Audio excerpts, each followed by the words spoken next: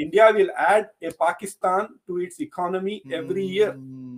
तो इंडिया आगे जाएगा, उसके साथ बांग्लादेश, श्रीलंका, पाकिस्तान सब मिलके जा सकते हैं। लेकिन भारत, बांग्लादेश आपसे 50 साल आगे है, इंडिया इस वक्त आपसे 100 साल आगे। और आपकी direction popular, the most popular, मैं मानता हूं the most popular leader in Pakistan right now, और उसके अल्फाज क्या है, मैं आपको जिहाद की तैयारी करा रहा हूं। उसके पास इकोनॉमी का कोई रोड मैप नहीं है, उसको उस मुल्क के लिए कोई रोड मैप नहीं है जो एक एग्रीकल्चर कंट्री है और गंदम इंपोर्ट करता है, उसके पास कोई रोड मैप नहीं। वो कहता मैं जिहाद की तैयारी करूंगा, और जिहाद की तैयारी कहां हो रही है? डायरेक्शन काबल and Somalia and Libya. Hello दोस्तों, हमारे YouTube चैनल हिंदुस्तानी हाइट्स में आपका स्वागत है। जैसा कि आप सब जानते हैं कि भारतीय इकोनॉमी इस समय पूरे विश्व में सबसे तेज़ी से बढ़ती हुई इकोनॉमी है, जिसकी रफ्तार से हमारे पड़ोसी बहुत ही चिंतित, हैरान और परेशान हैं, विशेषकर पाकिस्तान। और जिस तेज़ी से भारतीय अर्थव्यवस्था बढ़ रही है, उसी तेज़ी से पाकिस्तानी अर्थव्यवस्था मटिया मेट हो रही है। पाकिस्तान में खाने के लाले पड़ रहे हैं, वहाँ पे भुखमरी की स्थिति हो रही है, लोग आटे के लिए जान दे रहे हैं, जबकि भारतीय इकोनॉमी इस समय बहुत ही बेहतर पोजीशन में है, आफ्टर कोविड भी। इसी को लेकर पाकिस्तानी मीडिया में बहस जारी है कि भारत आज कहाँ पहुँच चुका है और हम कहाँ पर हैं। पाकिस्तान की इस दुर्गति का जिम्मेदार पाकिस्तान खुद है। उसने अपने संसाधनों को आतंकवाद के लिए उपयोग किया और उसने अपने देश की जनता गरीबी और बदहाली पर ध्यान नहीं दिया। उसका नतीजा आज वो भोग रहा है। So let's enjoy this video and if you like our content then please subscribe us. Thank you. ज़्यादा आप कह सकते हैं कि फोकस्ड है ऑन नेशनल इंटरेस्ट। तो जो भी इंडिया के लिए बेहतर है, they are pushing that in from a very broad perspective. और इंडिया के पास अब क्या कहना चाहिए, लेवरेज भी आ गया है, because it's such a big economy, because everyone wants to trade with India, India में इन्वेस्ट करना चाह रहे हैं। आपने ये लफ्ज यूनिकॉर्न सुना होगा। यूनिकॉर्न, बिल्कुल जी। यूनिकॉर्न वो होती है स्टार्टअप जो जिसका वैल्यू $1 बिलियन का बिफोर इट पब्लिक, उसका जो investment before it becomes a public company. So it's a privately owned company जिसकी नेटवर्क, जिसकी वैल्यू, कीमत, टर्नओवर की बात नहीं कर रहा हूँ, असेसमेंट कि अगर वो बिकी तो $1 बिलियन में बिकेगी, उसको यूनिकॉर्न कहते हैं। तो दुनिया में तकरीबन 10% यूनिकॉर्न इंडिया में है, थर्ड लार्जेस्ट। 2021 में कुछ 40-45 कुछ नए यूनिकॉर्न्स, और इंडिया हैज नाउ क्रॉस्ड 100। तो India is in the third place. America के 600 यूनिकॉर्न्स है और चाइना के तकरीबन 180 कुछ है, और India has crossed over 100 unicorns. तो आई मीन दिस इज ये तो खाली टॉकिंग पॉइंट है, but it is also an indication कि इंडिया की डोमेस्टिक मार्केट इतनी बड़ी हो गई है कि you can start a startup and hope to quickly reach the $1 billion mark. जो इंडिया के जो यूनिकॉर्न्स हैं, उनकी जो नेट वैल्यू है वो $350 बिलियन है। वो पाकिस्तान की इकोनॉमी से बड़े हैं, राइट। हाँ। और इंडिया के जो टॉप 7, 8 या 9 जो बिजनेसमैन है, अब तो नंबर सेकंड रिचेस्ट आदमी भी इंडियन ही हो गया ना, अदानी, गौतम अदानी। तो जो उनकी जो मार्केट कैपिटलाइजेशन कहते हैं, एक लफ्ज है मार्केट कैपिटलाइजेशन, मतलब आपके स्टॉक्स पे कितने एसेट्स हैं।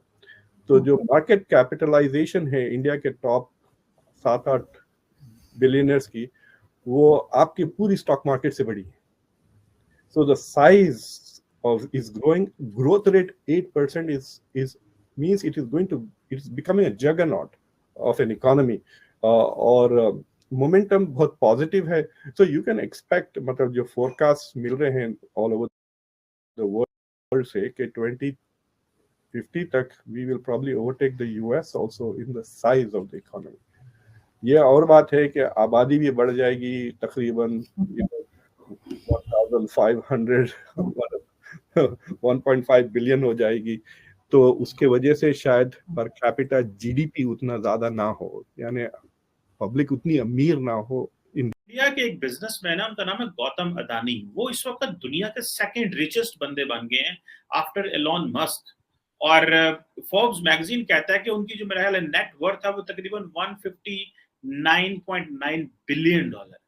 आज प्राइम मिनिस्टर मोदी दुनिया को ऑफर कर सकता है कि मेरे पास गौतम अदानी है इन्वेस्ट करने के लिए, एक एक कंपनी जो है वो कहां पहुंची हुई है। तो प्राइम मिनिस्टर मोदी तो आज अपने बिजनेसमैन को इंटरनेशनली जो है वो कैश करवा रहे हैं। सर जो पुराने डिसीजन मैंने इस इंडिया की इकोनॉमी के ग्रोथ के बारे में मैंने बड़ा पढ़ा है इसके बारे में, तो उसमें उनके अर्ली डिसीजन जो है 1947 से लेकर आज तक अगर देखा जाए तो उनके जो डिसीजन पहले जो लगते थे कि अच्छे डिसीजन नहीं है उनके, लेकिन वो सारे आप उनको जब अकेला बैठ के सारी उसकी मैंने रिसर्च की तो वो सारे इस वक्त उन सब का फ्रूट आज निकल रहा है। अब मैं वो छोटी सी बात बताऊंगा कि उन्होंने शुरू में 1947 में इंपोर्ट पे पाबंदी लगा दी और फिर उनका झुकाव रशिया की तरफ था। रशियन आज भी भारत जो है वो दुनिया में सबसे ज्यादा असला खरीद रहा है रशिया के साथ, आज तेल भी ले रहा है तो रशिया से ले रहा है। तो वो रशिया के रिलेशनशिप क्योंकि नजदीक था रशिया और सोशलिस्ट कम्युनिस्ट माइंडसेट था, तो इंडस्ट्रियल रेवोल्यूशन लाया गया, वहां गाड़ियां अपनी बनाई गई, रेफ्रिजरेटर अपने बनाए गए। ये सारा इंपोर्ट का सिलसिला तो अभी 20 साल 25 साल पहले खोला उन्होंने। फिर उसके बाद उनकी इंटरप्शन नहीं हुई, मार्शल लॉ वहां पे नहीं लगे। उनका जो सबसे बड़ी बात जिसको जमहूरियत कहते हैं, दुनिया में सबसे बड़ा इंतकाम जमहूरियत होता है, इसको सही तरीके से उन्होंने यूज किया है इस चीज को। आज उसकी सबसे बड़ी मिसाल मौजूद है।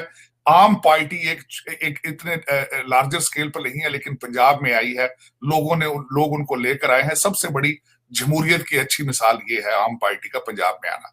इसका मकसद ये है कि जमहूरियत is democracy is working there. अब उसके बाद पाकिस्तान के हवाले से अगर देखा जाए, एक तो हमारी सियासी नशोनुमा नहीं हो सकी जिसका मुजाहरा आज भी आप देख रहे हैं। वजीर आजम के खिलाफ अदम एतमाद आती है तो वो कहता है मैं मुल्क की तबाह कर दूंगा, मुझे क्यों निकाला गया है। और क्योंकि उसको सियासी नशोनुमा नहीं है, कौम की सियासी नशोनुमा नहीं हो सकी, लोग जमहूरियत को समझ ही नहीं सके। आज वो एक एक्स प्राइम मिनिस्टर बार बार शोर करता है कि शफाफ इलेक्शन कराओ, शफाफ इलेक्शन कराओ। कल मरियम नवाज ने बिल्कुल अच्छा जवाब दिया, उसने कहा सूबा सराद की असम्बलियों से रिजाइन दो, पंजाब की असम्बलियों से रिजाइन दो तो इलेक्शन तो मैंडेटरी हो जाएगा फिर। लेकिन वो अनोखा लाडला जो है वो कहता है मैं इस्लामाबाद पर हमला करूंगा। वहां से तो पाकिस्तान से तो पाकिस्तानी पैसे लेकर भाग रहे हैं, आप कहते हैं बाहर से पैसे आएंगे। आपके डॉलर महंगे होने की सबसे एक बड़ी वजह यही है, Nations can not survive without nationalism. इस वक्त जो सबसे बड़ी बात यह है कि मैं भारत बड़ी दफा गया हूं खुद में, मैंने जो उनमें देखा है अगली जनरेशन में नेशनलिज्म है, नेशनलिज्म वो उनको फख्र है कि हम भारत। आपकी लीडरशिप ने तरबियत ही आपकी ये की। एक 70 साल का बाबा जो है, 70 साल का जो क्लेम पहले करता, पहले प्ले बॉय था, ऑक्सफोर्ड ग्रेजुएट है, उसने आके पहले कहा कि मैं नया पाकिस्तान बनाऊंगा, फिर यू टर्न मार के उसने रियासत मदीना किया। और वो हर स्पीच में देखें जरा, हर स्पीच इस वक्त देखें, नो डाउट कि वो is the most popular leader in Pakistan. और वो तरबियत उसने क्या की, तरबियत वो ये कर रहा है कि एस्टेब्लिशमेंट को किन अलकाबात से बुलाता है, हमजा कुकड़ी कहता है, 70 साल का बंदा है और प्राइम मिनिस्टर रह चुका है। और जब वो बात करता है तो हर चेरी ब्लॉसम खुश होकर हंसता है, फिर आगे से, और मजमे भी हंसते हैं, चेरी ब्लॉसम। अच्छा नाम लेगा तो वो अपना डीजल का नाम ले देगा। तरबियत देखें ना, मिजाज देखें कौम।